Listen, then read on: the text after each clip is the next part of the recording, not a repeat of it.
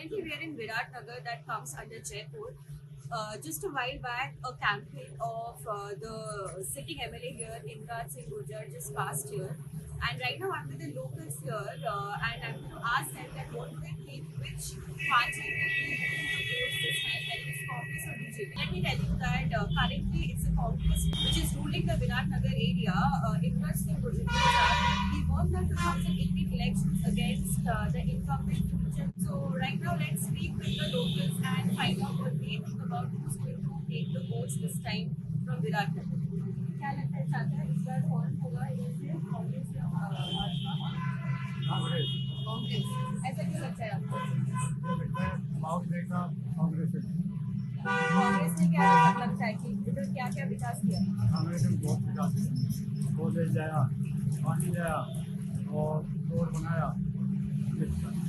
कांग्रेस की पहले इधर भाजपा का गवर्नमेंट था।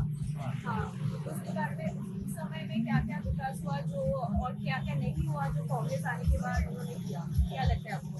कांग्रेस में आया बाद में विकास हुआ, पहली बात कुछ नहीं किया। कुछ नहीं किया। अच्छा।